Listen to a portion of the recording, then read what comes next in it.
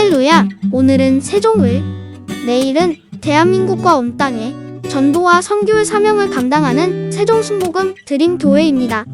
하나님의 사랑과 은혜가 치유와 응답이 있는 성령 충만한 교회입니다. 구독과 중보기도로 드림가족이 되어보세요. 오늘도 주 안에서 참 좋은 날입니다. 이 성경 말씀은 깊이 살펴보고 과학적으로 조사하고 정리해서 상세하게 기록한 모습을 누가복음에서 우리는 볼 수가 있는 것입니다. 이러므로 과학자의 입장에서 정리해서 성령의 인도를 통해서 기록한 책이 바로 누가인 것입니다. 누가는 또한 사도 바울 선생의 좋은 친구였습니다. 그래서 그는 사도 바울 선생과 끝까지 선교 여행에 동참을 하면서 참으로 사도 바울 선생에게 많은 협조와 도움을 준 사람이고, 나중에 누가 자신도 복음을 전가하다가 잡혀서 순교했습니다. 이와 같이 유대인이 아니면서 사복음서 중에 누가복음을 기록한 사람, 또 예수님과 직접 그 밑에서 따라다니면서 배우고 듣고 한 사도가 아니면서도 그는 과학자로서 이 하나님의 사복음서 중에 한 복음을 정한 것은 참으로 놀라운 이야기인 것입니다. 그러면 이제 누가복음과 사도행전은 누가가 기록한 것인데, 우리가 오늘 이 시간부터 함께 공부를 하겠습니다. 우리 누가복음 1장 1절로 4절까지 함께 다 같이 읽으십시다. 우리 중에 이루어진 사실에 대하여 처음부터 말씀의 목격자 되고 일꾼된 자들의 전하여 준 그대로 내력을 저술하려고 붓을 든 사람이 많은지라, 그 모든 일을 근원부터 자세히 미루어 살핀 나도 데오빌로 각하에게 차례대로 써보내는 것이 좋은 줄 알았노니, 이는 각하로 그 배운 바의 확실함을 알게 하려 함이로라. 우리 중에 이루어진 사실에 대하여, 우리 중에 이루어진 사실은 무엇이냐? 그것은 예수 그리스도의 복음의 근원적인 시작으로부터 예수 그리스도의 죽었다가 부활 성천한 그 전체 사실을 말하는 것입니다. 그런데 여기 누가는 또 특별히 세례 요한의 출생에 관해서 자세하게 설명하고 있습니다. 세례 요한이야말로 구약의 마지막 선지자요, 그리고 신약을 이끌어 온 마지막 선지자인 것입니다. 예수 그리스도가 오실 것을 최후로 예언한 구약 대표적인 선지자요, 그리고 그리스도의 앞날을 개척한 그러한 선지자의 출생에 관해서 누가는 자세히 설명하고 있는 것입니다. 그러므로 우리 중에 이루어진 사실입니다. 예수 그리스도의 탄생과 그 역사와 그 죽음과 부활은 사람이 지어낸 이야기가 아닙니다.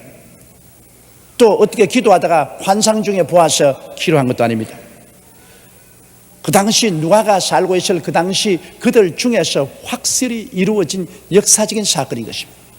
그러므로 예수 그리스도의 사람으로 오신 것과 사역한 것과 십자가에 죽었다가 부활하신 이 역사적인 사실을 우리가 인정해야 되는 것입니다.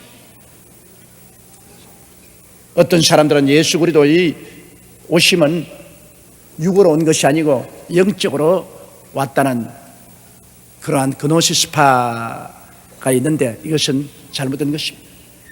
예수님은 어린애기로 태어나셨고, 그는 친히 그 이붓 아버지인 요셉의 목공소에서 일을 하셨고, 그리고 그는 자라서 30의 요단강에서 세례 받으시고 목회로 출발하신 참으로 하나님이 사람이 되시고 참 사람으로 모든 인간의 희로애락을 다 체험하시고 사시다가 사람으로 가장 극형을 받으시고 십자가에 죽으셨다가 사람으로 장사 지내고 그 다음 하나님의 아들로 부활 성천하신 분이시겠습니다.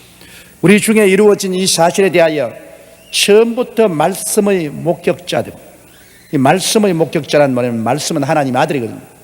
태초에 말씀이 계시니라. 이 말씀이 하나님과 함께 계시니 이 말씀은 곧 하나님이시니 저가 하나님과 함께 계셨고 만물이 저로 말미암아 지은 바 되었으니 지은 것이 하나도 저가 없이는 된 것이 없느니라. 예수님은 말씀이십니다. 근데 하나님이 말씀으로 천지를 지으셨지. 그러므로 하나님이 빛이시라. 그것은 바로 예수님을 보내셔서 빛을 만들었다 그 말인 것입니다. 하나님 말씀으로 공창이시라. 예수님을 보내셔서 공창을 만드신 것입니다. 예수님은 바로 말씀이신 것입니다. 그러므로 우리는 우리 말을 통해서 우리 자신을 표현하지 않습니까? 우리가 말을 못하면 우리 속에 있는 것을 다른 사람에게 표현할 수 없어요. 예수님 하나님 말씀이라는 것은 하나님은 예수님을 통해서 하나님 자신을 표현합니다. 하나님은 영이시라 본자가 없습니다.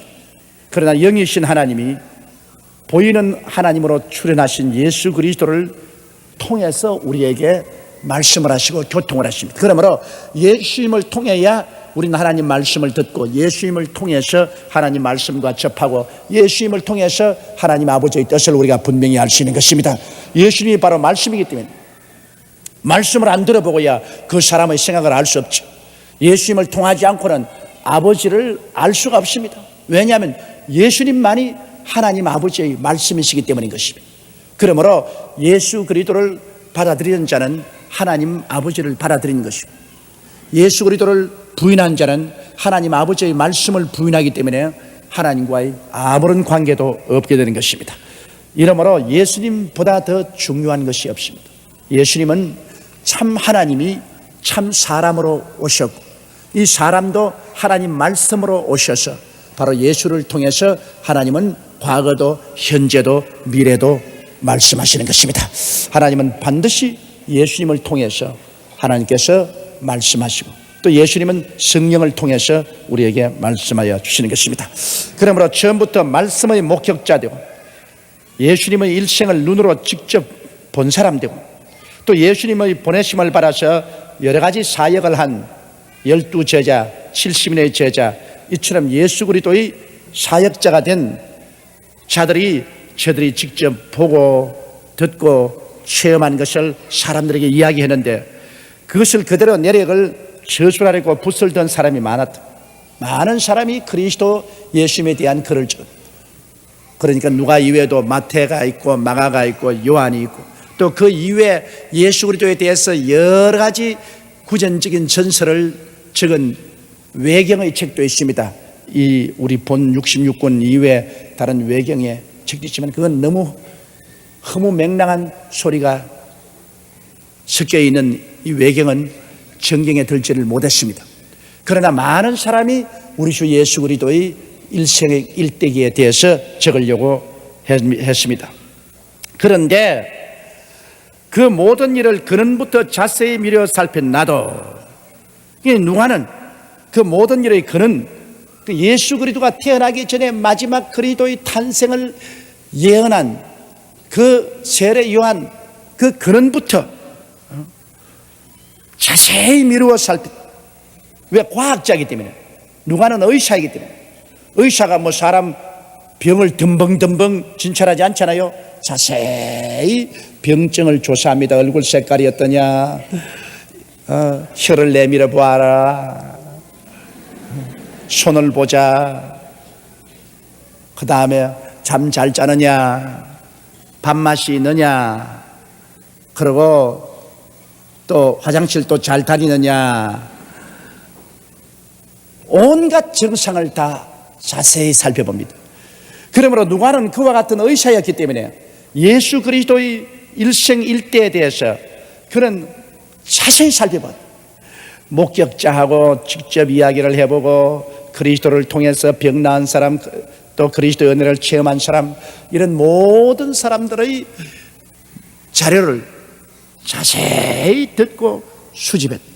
그런 과학자적인 안목으로 자세히 살피고 수집할 때 바로 그 행동 뒤에 성령이 그를 이끌어간 것입니다. 이렇기 때문에 이것은 하나님의 성령이 기록했다고 말하는 이유가 거기에 있습니다.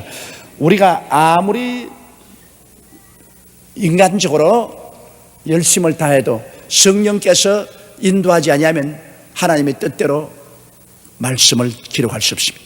그러나 하나님 성령이 배후에서 그를 붙들어주고 이끌어주어서 그는 의사로서의 그 특징을 살려가지고서 하나님 성령께서 자세하게 그리스도 사건에 관한 것을 조사해서 기록한 것입니다. 그러므로 로마 거의 법률적이고 이 논리적인 로마 사람들이 맹랑한 소리는 절대로 안 믿습니다. 이 법률을 다루는 사람이 여러분 흥황한 소리 듣습니까? 재판을 할 때 흥황한 소리 듣고 재판 안 하거든요. 반드시 재판에는 증거를 갖다 놓고 증인을 갖다 놓고 그리고 재판합니다. 증인이 없고 증거가 없으면 흥황한 소리 가지고는 안 되죠. 로마 사람들을 설득시키려고 하는데 여기에 누가가 흥황한 사람, 흥황한 말 이런 것 가지고는 절대로 로마 사람을 인식시키지를 못합니다. 그렇기 때문에 대단히 확실한 증거와 증인을 들어가지고서 여기에 이 책을 기록한 것입니다. 그 모든 일을 근원부터 자세히 미루어 살핀 나도 데오빌로 각하에게 차례대로 써버리는 것이 좋은 줄 알았노니, 이 데오빌로라는 말의 의미는 하나님의 벗이라, 하나님의 사랑받는 자라는 의미로서 로마의 고관직에 있던 사람 같습니다.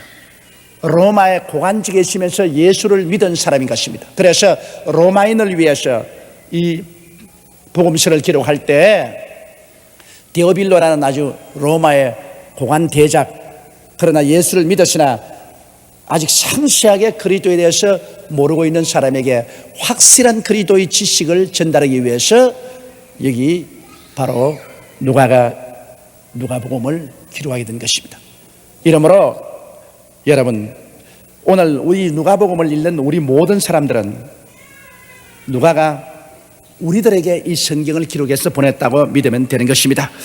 왜냐하면 데오빌로라는 말은 하나님의 벗이요 하나님의 사랑받는 자인데, 여러분이 누굽니까? 여러분이 바로 다 데오빌로입니다. 여러분이 하나님의 벗이요 하나님께 사랑받는 사람들인 것입니다. 그러므로 하나님의 벗이 되고 하나님께 사랑받는 사람 된 여러분에게 누가는 자기가 보고 듣고 체험하고 조사하고 증언받은 모든 사실을 자세히 기록해서 여러분들에게 전해주는 것이기 때문에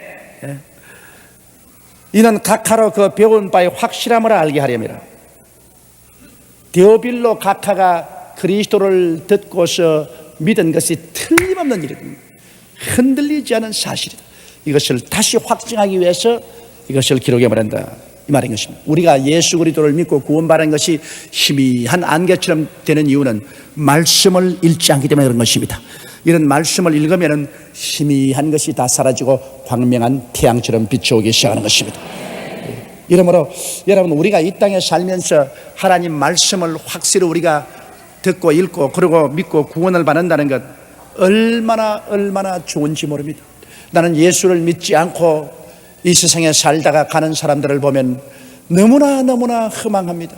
너무나 허망합니다. 빈손 들고 왔다가 뭘 주려고 그렇게 애를 쓰다가 나중에 갈 때는 빈손 턱 들고 갑니다. 쥔 것 하나도 없어. 인생에 빈손 들고 나와서 쥔 것 하나도 없이 빈손 들고 그러고 난 다음 영원한 나그네 길을 떠나버립니다. 그 길은 영원히 버림받은 지옥의 길인 것입니다. 얼마나 불쌍합니까? 이 세상에 빈손 들고 태어났다가 십자가 든든히 붙잡고 가는 사람은 얼마나 좋은 사람인 것입니다. 그 십자가를 통하여 영원한 구원을 받고 생명을 얻고 큰 소망을 가슴에 안고 영광 중에 주님이 예비한 곳으로 들어가는 것, 이거 얼마나 좋은 일인 것입니까? 이러므로 어찌하다가 우리가 예수 그리스도를 믿게 되었는지 깜짝 놀랄 일인 것입니다. 하나님께서 우리를 사랑하사 우리를 불러주시고 택해 주시는 주인 것을 알고 우리가 감사드려야 될 것입니다. 우리 5절부터 7절까지 읽겠습니다. 유대왕 헤롯 때에 아비야 반열에 제사장 하나가 있으니 이름은 사가랴요, 그 아내는 아론의 자손이니 이름은 엘리사벳이라. 이 두 사람이 하나님 앞에 의인이니 주의 모든 계명과 규례대로 흠없이 행하더라. 엘리사벳이 수태를 못함으로 저희가 무자하고 두 사람의 나이 많더라. 유대왕 헤롯 때, 유대가 이 로마의 속국이 되고, 그래서 로마가 유대를 다스리는 분봉왕 헤롯을 보냈습니다. 그래서 유대를 다스리는 로마에서 봉해진 왕 헤롯 왕 때입니다. 유대왕 헤롯 때 아비야 반열에 제사장 하나가 있으니, 그 아비야 반열이라는 말은 무슨 말이냐면, 원래 여러분 하나님의 성전에서 섬기는 데는 대제사장은 1년에 한 번, 아론의 자손 중에 대제사장은 1년에 한 번 짐승의 피를 들고서 지성소에 들어가서 법궤 위에 피를 뿌림으로 말미암아 1년 동안 이스라엘 백성들의 죄를 사하고 1년 동안 이스라엘 백성들을 하나님의 선민으로서 보존하는 그런 언약을 맺게 되는 것입니다. 그러나 평소에는 이제는 제사장들이 그 반열을 쫓아서 매일같이 성소에 들어가서, 지성소에는 못 들어가고 성소에 들어가서 하나님 앞에 향을 피웁니다. 향을 피웁니다. 그리고 금촉대에 불을 밝히고 진설병, 새로운 기미 무럭무럭 진설병 떡상을 거기에 차려놓는 것입니다. 그런데 이 아비야는 아론의 자손으로 24반열로 나누어서 성전일에 봉사하겠는데, 그 24 아론의 자손의 24반열 24개로 반을 잘랐는데, 그 중에 제 8번째 반열이 아비야 반열입니다. 아비야라는 그 제사장 반열인 것입니다. 그러므로 여기 유대왕 헤롯 때 아비야 반열에 제사장 하나 있었으니 이름은 사가랴요. 그 이름이 사가랴요. 그 아내는 아론의 자손이니 이름은 엘리사벳이라. 이 두 분이 다 이 아론의 자손이었습니다. 그래서 이 제사장이 또 제사장 집에서 태어난 딸하고 결혼을 했어. 이 사람은 아비야 반열의 제사장으로서 하나님의 성전을 순반에 쫓아서 섬기는 그러한 사람이었습니다. 이 두 사람이 하나님 앞에 의인이니 주의 모든 계명과 규례대로 흠이 없이 행하더라. 이 사가랴와 엘리사벳이 모두 다 하나님 앞에 의인이다. 여러분, 행위로서 하나님 앞에 의롭다함을 육체가 하나도 없습니다. 그러나 인간의 보기에 의인이라 그 말인 것입니다. 하나님 보기에 의롭게 될 사람이 하나도 없어. 성경은 하나님 앞에 의롭다함을 얻을 육체가 없나니라고 말했습니다. 왜냐하면 하나님의 율법 앞에 온전히 율법을 다 지킨 사람이 없습니다.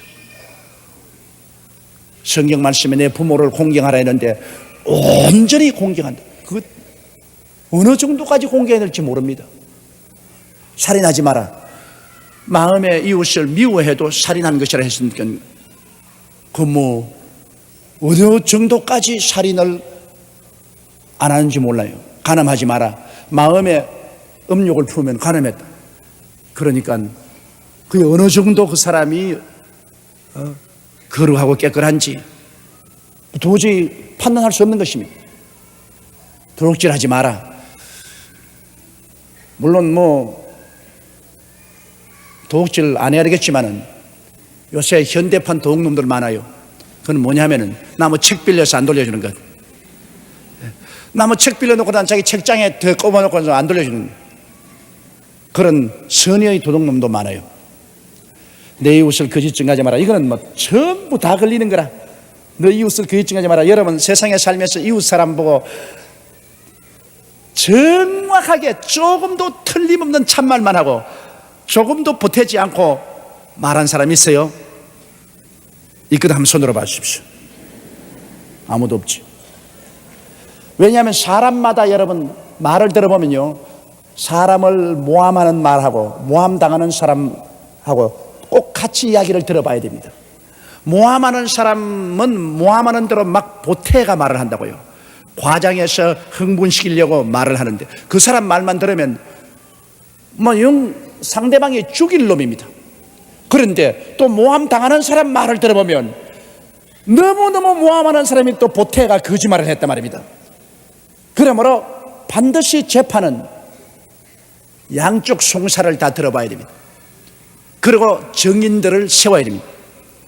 우리가 벽에 기대했을 듯이 예수님 피에 기대면 이 죄투성인 우리를 하나님은 무조건 하고 의롭다고 인정을 해 주시는 것입니다. 예수님의 피로 말미암아 우리는 끝없이 의롭게 된다. 얼마나 의롭게 되느냐? 하나님처럼 의롭게 된다는 것입니다. 보통 의롭게 되는 게 아닙니다. 하나님처럼 의롭게 돼요. 죄를 알지 못하신 자로 우리를 대신하여 죄를 삼으신 것은 이는 그리스도 예수 안에서 우리가 하나님의 의가 되게 하려 하심이니라. 하나님의 의가 되게 하시니 하나님처럼 의롭게 되는 것입니다. 그러나 여기에 말한 의라는 것은 인간적으로 볼 때, 인간편에서 볼 때, 죄인이다 의인이라는 그 척도에서 볼 때 여기 사가랴와 엘리사벳은 하나님 앞에 의인이니 주의 모든 계명과 규례대로 흠이 없이 행하더라. 사람 보기에는 하나님의 계명을 다 지키고 하나님의 규례대로 다 지키면서 흠이 없이 사는 그러한 삶을 산 사람이었다, 이 말인 것입니다. 사람의 척도에서. 그런데 엘리사벳이 수태를 못함으로 저희가 무자하고 두 사람의 나이 많더라. 엘리사벳이 아기를 못 낳았. 그러고 나이가 이제 많아졌다. 이 성경에는 참 그런 일이 많아요. 아브라함도 사라와 함께 나이가 많아서도 수태 못했죠. 그러나 그를 통해서 하나님이 기적적으로 이삭을 낳게 했죠. 한나도 아기를 못 낳지 않습니까? 그러나 하나님이 나중에 기적적으로 사무엘 같은 위대한 선지자를 낳게 한 것입니다. 자, 그런데 이제 8절부터 우리 8절부터 16절까지 다 같이 읽으십시다. 마침 사가랴가 그 반열의 차례대로 제상의 직무를 하나님 앞에 행할세 제상의 전례를 따라 제비를 뽑아 주의 성소에 들어가 분향하고 모든 백성은 그 분향하는 시간에 밖에서 기도하더니 주의 사자가 제게 나타나 향단 우편에 선지라 사가랴가 보고 놀라며 무서워하니 천사가 일러 가로되 사가랴여 무서워 말라 너희 간구함이 들린지라 내 아내 엘리사벳이 내게 아들을 낳아 주리니 그 이름을 요한이라 하라. 너도 기뻐하고 즐거워할 것이요 많은 사람도 그의 남을 기뻐하리니 이는 저가 주 앞에 큰 자가 되며 포도주나 소주를 마시지 아니하며 모태로부터 성령의 충만함을 입어 이스라엘 자손을 주 곧 저희 하나님께로 많이 돌아오게 하겠습니다. 이제 마침 24 반열 중에 제8 반열인 아비야 반열이 하나님의 승리에서 승리하게 될 때 그 아비야 반열 제사장들이 서로 제비를 뽑아서 제비에 해당되는 날이 오늘은 너가 하고 내일은 너고 모레는 너고 이렇게 순서를 정해서 성전에 들어가서 성전에서 섬겼습니다. 마침 사가랴가 그 반열의 차례대로 제사장의 직무를 하나님 앞에 행할 차례가 왔습니다. 그래서 그는 이제 하나님 성전에 들어가서 불을 밝히고 그리고 떡상에 무럭무럭 떡을 차리고 그 다음 향을 피웁니다. 일반 사람은 성소에 절대로 못 들어가요. 제사장만이 들어가는 것입니다. 그런데 오늘날 예수 믿고 난 오늘날에 와서는 누가 제사장이냐? 누가 제사장입니까? 와, 잘 아네. 난 모르는 줄 알았는데 성경에 보면 우리가 다 왕같은 제사장들이요 그 나라의 백성이라 했습니다. 한번 따라 말씀하세요. 우리가 모두 다 왕같은 제사장들이다. 그러므로 오늘날 우리들은 모두 다 하나님 성전에 들어갈 수가 있는 것입니다. 우리는 모두 다 하나님 성전에 들어가서 우리가 매일매일 같이 성전에 들어가서 하나님을 섬겨야 됩니다. 그 당시에 성소에 들어가서 하나님을 섬기는 것처럼 우리 매일같이 새벽 기도가 안 되면은 낮에라도 저녁이라도 하루에 한 번은 반드시 성소에 들어가서 섬겨야 돼요. 그럼 성소에 들어가면 뭐냐? 먼저 딱 들어가면 왼편에 금촉대가 있잖아요. 7 금촉대. 이것은 성령을 말합니다. 성령, 하나님의 영, 예수 그리스도의 영이시여, 지혜의 영이시여, 총명의 영이시여, 모략의 영이시여, 재능의 영이시여, 야훼를 아는 지식의 영이시여, 야훼를 경외케 한 영. 7영입니다. 그래서 우리가 성소에 들어가면 먼저 이 금촉대 앞에서 하나님의 성령을 예배드려야 되는 것입니다. 여러분, 우리가 성령 없이는 그리스도를 주라고 할 수 없습니다. 성령 없이는 하늘나라를 깨달을 수 없어요. 성령의 은총을 입지 않고는 도무지 하늘나라하고는 우리는 제로입니다. 이 세상에 아무리 학박사라도 성령의 감화와 감동 없이는 영안이 추호도 열리지 않습니다. 절대로 안 믿어집니다. 성령으로 말미암지 않고는 예수를 주라고 할 자가 절대로 없습니다.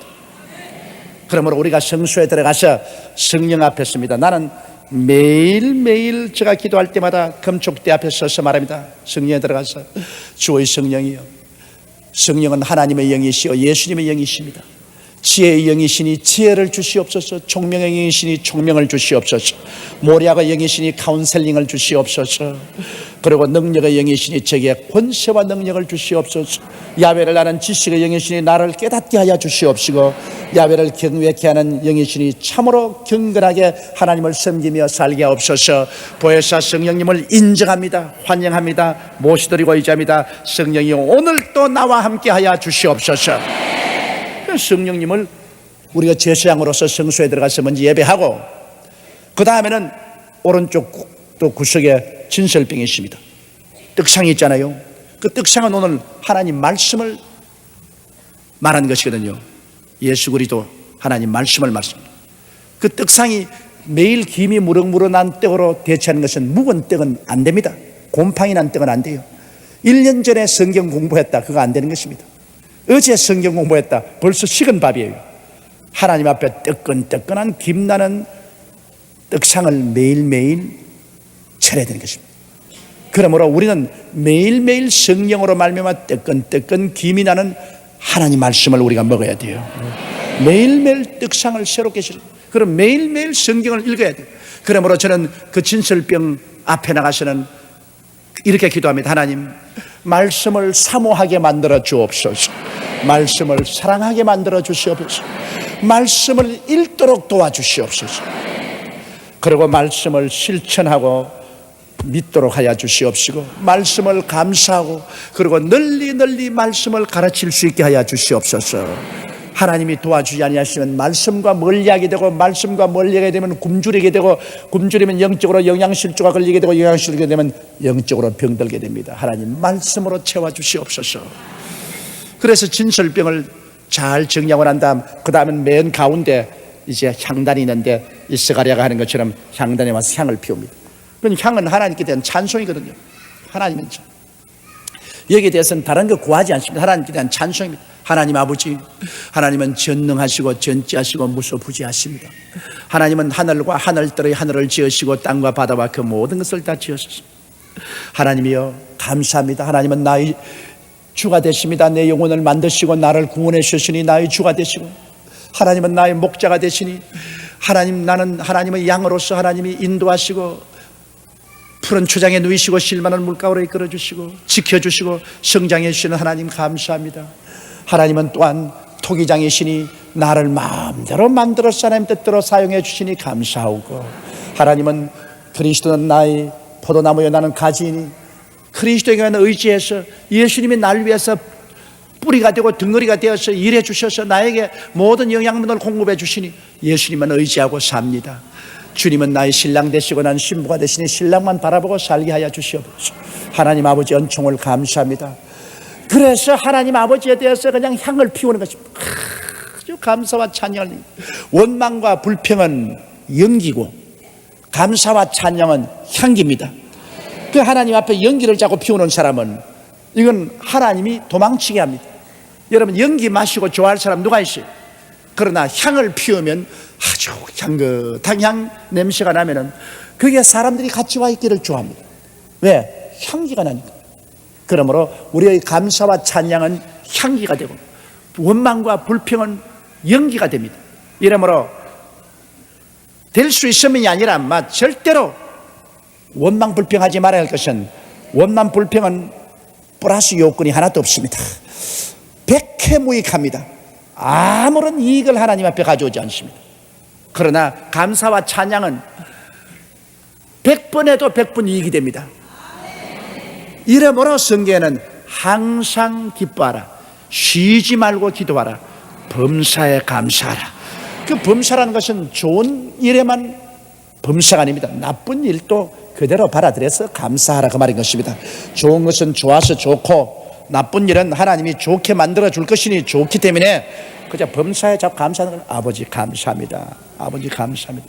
그저 가다가 넘어져서 코가 부러져도 감사합니다. 하나님 감사합니다. 코가 부러져서 감사합니다. 그것이 하나님께 향기가 되기 때문에 하나님께서 오히려 어루만져 주십니다. 그러므로 보세요. 분향하는 시간에 주의 사자가 저에게 나타나 향단 우편에 선지라. 분향하는 시간에 주의 사자가 나타나셨습니다. 그냥 있을 때 나타난 게 아닙니다. 분향, 향기를 피울 때 주의 사자가 나타나. 우리가 하나님께 감사 찬양 드릴 때 주의 사자가 찾아오시는 것입니다. 사가랴와 엘리사벳이 둘이가 이제 나이가 많이 늙을 때까지 몇 살이라고 말은 없습니다. 그러나 젊을 때 결혼해서 몇십 년 기도했을 거 아닙니까? 하나님 자식 달라고 늘 기도하다가 나이 늙어서 이제는 막 기진맥진하고 포기 상태에 있는데 자기들은 포기했는데도 하나님은 다 듣고 기억하고 있었습니다. 그래서 천사가 일러 가로되 사가랴야 무서워 말라 너희 간구함이 들린지라. 간절히 구한 간절히 간구함이 하나님께 다 들린지라. 내 아내 엘리사벳이 내게 아들을 낳아주리니 그 이름을 요한이라 하리라. 기적적으로 수태해서 아들을 낳을 것이다. 그러므로 낳거들랑 이름을 요한이라고 하라. 이름까지 하나님이 지어주셨습니다. 자, 그리고 그 아들이 태어나면 너도 기뻐하고 즐거워할 것이요. 말할 필요 없죠. 오랫동안 가뭄에 담비 기다리던 아들이 태어났으니 안 기뻐할 리가 있겠습니까? 그런데 이 세례 요한은 주 앞에서 큰 자가 되고 그리고 포도주나 소주를 마시지 아니하며 이 구약신 나시린이라고 있습니다. 나시린은 태어날 때부터 머리에 삭도 이 칼을 대지 아니하고 머리를 그대로 늘어뜨립니다. 그래서 삼손 같은 사람 이 머리를 그대로 늘어뜨린 나시린인데 그 머리를 아주 깎고 난 다음 힘이 없어지지 않았었어요. 그러므로 이 세례 요한은 나시린입니다. 낳을 때부터 하나님께 내가 맡긴 사람인데요. 그러므로 이 사람은 머리도 깎지 아니하고 그 다음에는 절대로 포도주나 독주를 마시지 않습니다. 이 사람을 취하게 하는 그 포도주나 독주를 나시린 마시면 안 되는 것입니다. 이는 저가 주 앞에서 큰 자가 되며 포도주나 소주를 마시지 아니하며 모태로부터 성령의 충만함을 입어. 어머니 뱃속에서부터 벌써 성령이 충만하다. 야, 이거 어마어마하지 않습니까? 예수님은 성령으로 나신 분이고 세례 요한은 모태로부터 성령이 충만한 분이고 그게 다릅니다. 예수님은 아예 성령으로 났다. 예수님은 벌써 성령으로 잉태했다는 것은 예수님 자신이 바로 성령이십니다. 예수님은 성령으로 잉태했고 그리고 세례 요한은 뱃속에서부터 성령이 충만했고 그랬으니까 참 놀라운 일 아닙니까? 그러면 그만큼 하나님께서 세례 요한을 귀중한 그릇으로 된 것입니다. 그래서 16절에 보면 이스라엘 자손을 주 곧 저희 하나님께로 많이 돌아오게 하겠습니다.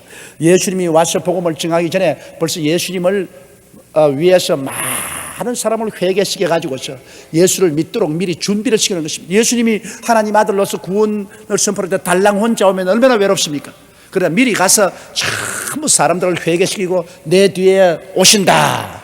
내 뒤에 오시는 분은 성령과 불로 세례를 주고 나는 그 신들매를 풀기도 감당치 못한다. 모든 사람으로 예수님 오시기를 기대하게 만들고 난 다음에 그럼 예수님이 오시니까 요단강에서 세례를 베푸시고 보라 세상 지를 지가는 어린 양이로다 그렇게 외치십니다. 그러므로 예수님을 소개하는 자로서 세례 요한이 와서 예수님으로 하여금 무사히 하나님의 거룩한 사업을 이루기 위해서 발판을 구축해 주신 분이 바로 세례 요한인 것입니다. 이러니 세례 요한의 위치가 얼마나 큽니까? 예수 그리스도를 위해서 그 발판을 마련한 하나님의 선지자 중에 가장 위대한 선지자였습니다. 그 다음 우리 17절부터 시작해가지고서 우리 23절까지 다 같이 읽겠습니다.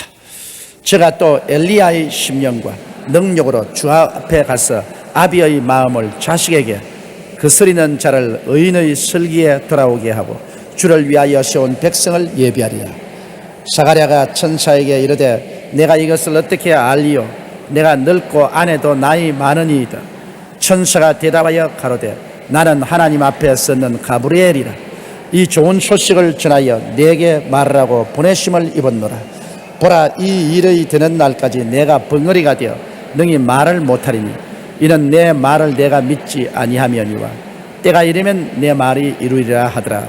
백성들이 사가랴를 기다리며 그의 성소 안에서 지체함을 기이 여기더니 그가 나와서 저희에게 말을 못하니 백성들이 그 성소 안에서 이상을 본 줄 알았더라. 그가 형용으로 뜻을 표시하며 그냥 벙어리대로 있더니 그 직무의 날이 다 되매 집으로 돌아가니라. 그러니까 말라기서에 보면은 마지막 때 하나님께서 다시 엘리야를 보내겠다 했습니다. 엘리야를 보내겠다. 마지막 때 주님께서 엘리야를 보내리니 그가 많은 사람을 하나님께로 돌아오게 하겠다. 바로 세례 요한이 그런 역할을 하겠다는 것은 많은 사람을 회개시켜서 하나님께로 돌아오게 하고 구원의 연총을 입게 하는 큰 능력을 베풀 뿐이다. 그래서 제가 또 엘리야의 심령과 능력으로 주 앞에서 가서 아비의 마음을 자식에게 거스리는 자를 의인의 설계에 돌아오게 하고 하나님의 마음을 사람들에게 돌아오게 하고 또 사람들의 마음이 회개하고 하나님 아버지께로 돌아오게 하고 주를 위하여 세운 백성을 예비하라. 예수 그리스도를 위해서 거대한 무리를 준비해 놓겠다, 그 말씀인 것입니다. 그러므로 가브리엘이 나는 하나님의 서기 장관이다. 내가 마음대로 말하는 것이 아니라 하나님이 그렇게 전하라고 해서 이 말씀을 가지고 왔는데 고약하게 어디 하나님 말씀을 안 믿고 의심을 하냐, 그 말인 것입니다. 그러므로 가브리엘이라 이 좋은 소식을 전하여 내게 말하라고 보내심을 입었노라.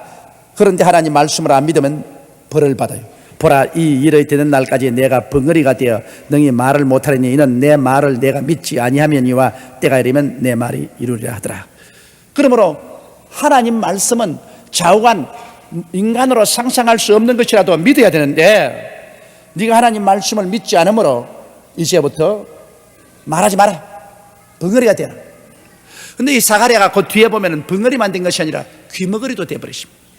아예 듣지도 못하고 말도 못해.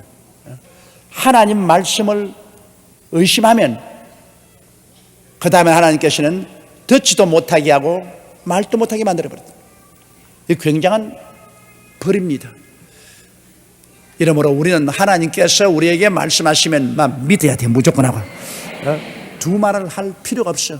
왜냐하면 하늘과 땅을 지으신 하나님께서 말씀하시는데 뭐 우리가 조보란 인간이 뭘 가지고서 왈가왈부 말을 하겠습니까? 하나님의 말씀을 믿지 않을 때는 하나님의 벌이 내려옵니다. 여기에 바로 사가랴가 벌을 받아서 귀머거리가 되고 벙어리가 되어버렸습니다.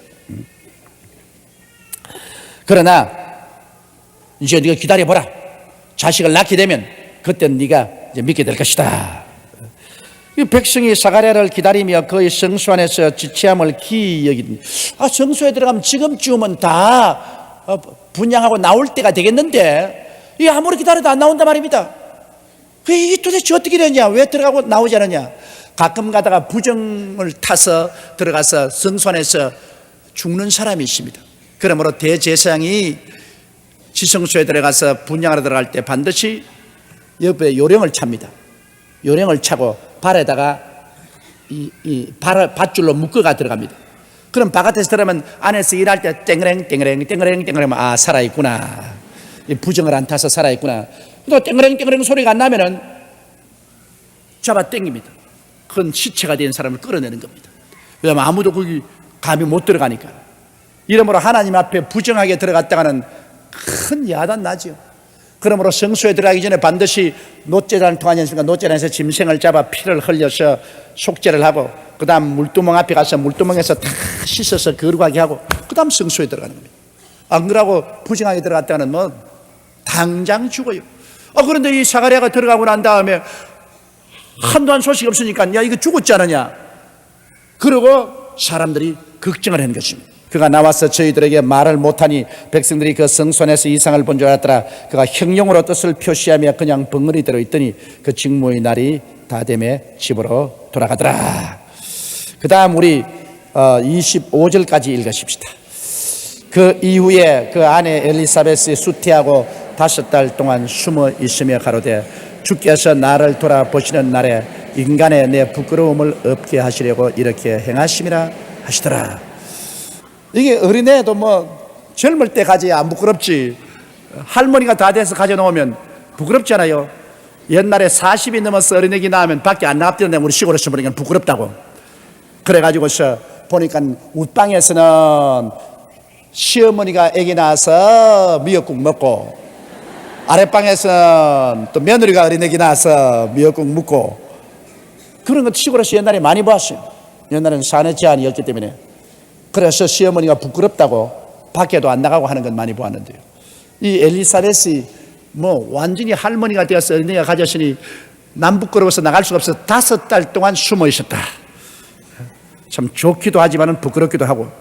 그러나 그는 주께서 나를 돌아보시는 날에 자식이 없는 삶은 옛날에 유대 나라에서는 하나님의 저주를 받았다 그렇게 했습니다. 하나님의 저주를 받아서 자식을 없다. 그러니까 굉장히 여인으로서 자식이 없는 것이 수치스럽고 곤혹스러웠는데 하나님께서 나를 돌아보시는 날에 인간의 부끄러움을 다 없이고 이렇게 자녀를 주었다. 그런 그 큰 기쁨을 가졌습니다. 오늘 우리가 특별히 이 모든 말씀 중에 기억할 것은 하나님께 분향할 때 천사가 온다.